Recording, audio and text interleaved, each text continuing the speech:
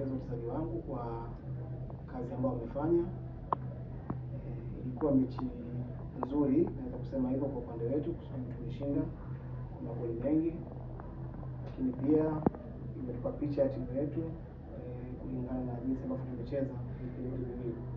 Tulikuwa na wakati mzuri kwenye mchezo pamoja na kushinda, na tulikuwa na wakati mgumu pia kwenye mchezo pamoja na kushinda. Kwa hiyo yote kwa yote tumeangalia kila iliyotokea kiwanjani na tunakwenda kufanya kazi marekebisho kwa ajili ya mechi inayokuja.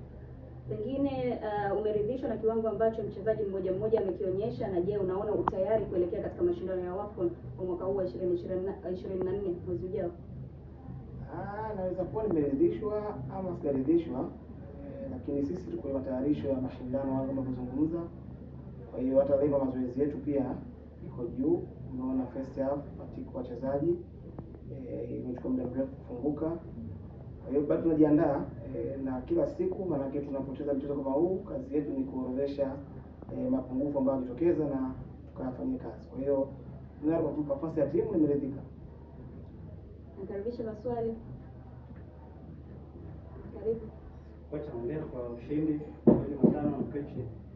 Mkupunja anarejea kutoka kwenye ajali mbaya ambayo alipata Uturuki. Na alikaa nje ya kiwanja kwa takriban miezi miwili bila kucheza mpira. Kutoka mbali sana mpaka kufikia pale ambapo sasa yupo. Kwa hiyo anaanza kurudi mchezoni. Ndio tunampa kipindi kimoja tunampumzisha. Mechi ya juzi aliperform vizuri, tukampumzisha. Leo kwa vizuri sana. Na bahati mbaya ajali ambayo alipata ilikuwa inahusisha kichwa. Kwa hiyo bado hajakaa vizuri.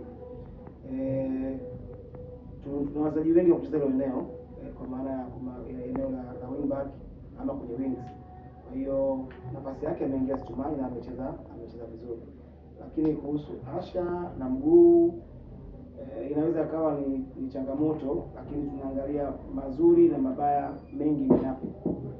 Kwa utaona Demba anacheza, anafanya kazi kubwa sana kwenye mepo, tofauti na yule ambaye unamfikiria angekuwa ndio halisi mwenye mguu wake. Kwenye football iko hivi. Uwanja umegawanyika sehemu mbili.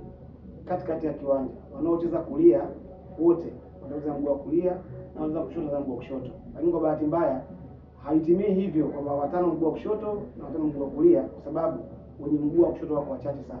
Kwa hata kwenye central defender wa kulia anakuwa mguu wa kulia, wa kushoto mguu wa kushoto. Even kwenye attacking hivyo hivyo. Lakini tunakuwa na mtu mmoja ama wawili tu wenye mguu wa kushoto kwa sababu ya uhaba wa hao watu. Kwa hiyo ni changamoto kweli.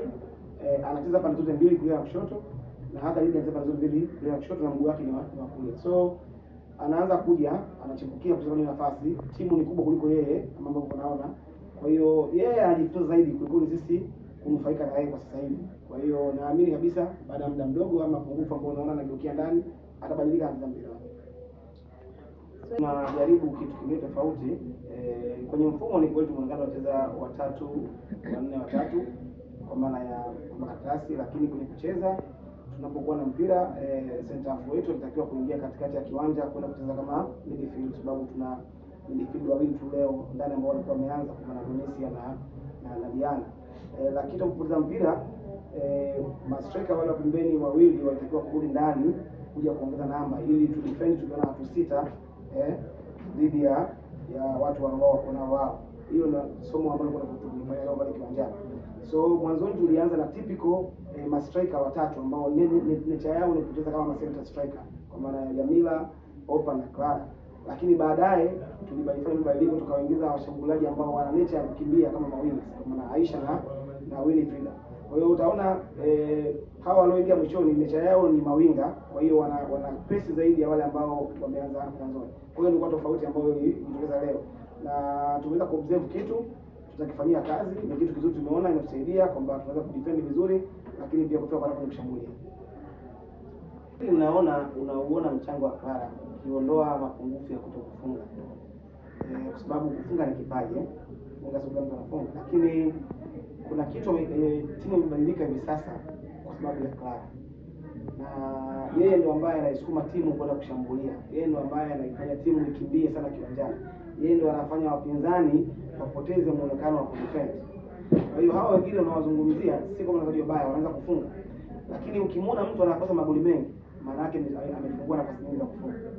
Vinginevyo maana yake kama afungui nafasi ya kufunga hawezi kukosa goli la kufunga. Kwa hiyo Clara ni mchezaji muhimu sana kwa sisi, kwa sababu wanawanyima uhuru watu wote ambao wako pale ndani, na bado anafunga kwa sababu amefunga kila mchezo. Kufunga magoli mengi ni kitu kingine, lakini wakati mwingine unapata mchezaji ambaye atafunga goli moja tu, wewe ka defend na umalize hiyo mechi. Kwa hiyo mapungufu anayo kweli kwa maana ya kutumia nafasi, lakini taratibu anaenda akiwa ana improve. Kumbuke ligi ambayo anacheza labda kuna namna fulani ina tofauti na ligi ya kwetu. Kwa hiyo changamoto kidogo kwenye defending ya huku na defending ya kule, lakini naamini ni mzuri na anapata kitu kubwa.